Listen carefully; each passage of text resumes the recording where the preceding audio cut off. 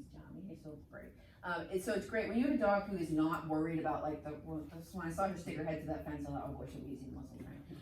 Because that's what you need. Some of these dogs, right? Dogs who are worried about the environment, then they're like worried about the muzzle, and there's this whole process of getting them comfortable with the muzzle. Versus these guys are like, what? Where's the food? All right, I'll stick my face in there. I don't care. I just want to eat that treat.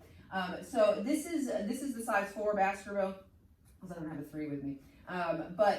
So either if I was to use, let's actually see here. How's this sizing work out? Yeah, it's a bit long, but it's tall enough. Yeah. So I would start her with the size 3 Baskerville, because since you got it, and I will send you guys some links. She is one. It's going to depend on the rescue, but like at Pity Posse, if we have a dog that we really think that muzzle training should be part of their thing, we will usually start them out by learning how to use the Baskerville because they're easy, and then we at some point we end up measuring them and getting them a nice kind of sturdy muzzle that fits them a little bit better.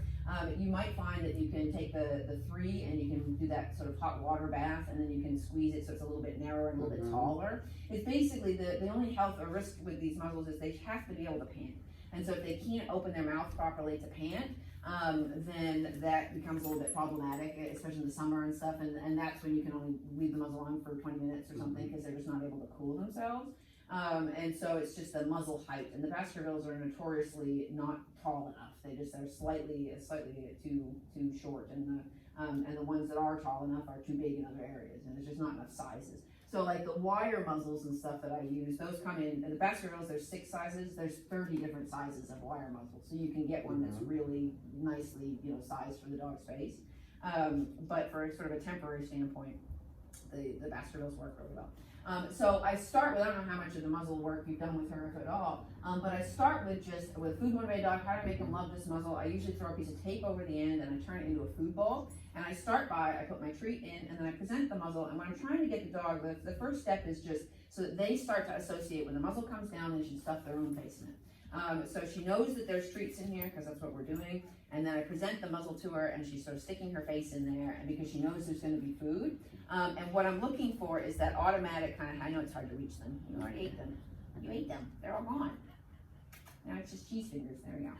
She says, I know this muzzle's too long, but I'm still willing to work for it. I know. Hold on. So she knows that there's food in there. Bring it down. You get that automatic head response. I'm going to have a video of this too. And then once they're doing that automatically, so let's see, I'll give her one more with the cheese. Nice. So now she's pretty much, when that muzzle comes down, she's sticking her head in it, right? So now what I'm going to do is show her the muzzle. There was no food in it, but I'm going to put treats through the end.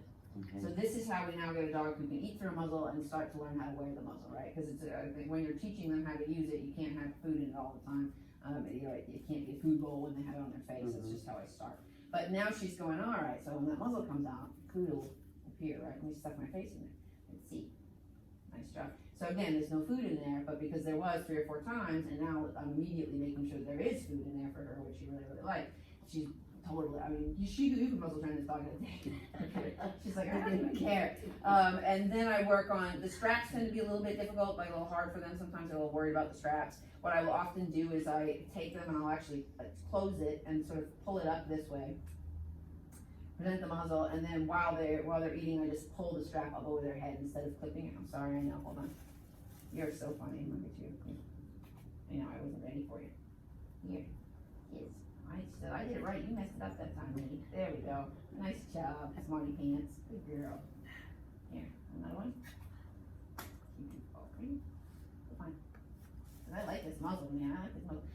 And so it doesn't take very long before you pick this muzzle up. I mean, she already started to do it. And I like that. And the muzzle should be a treat dispenser, right? That's what the dog should think it is. That the muzzle is just where all these good things come from. And she's really very confident and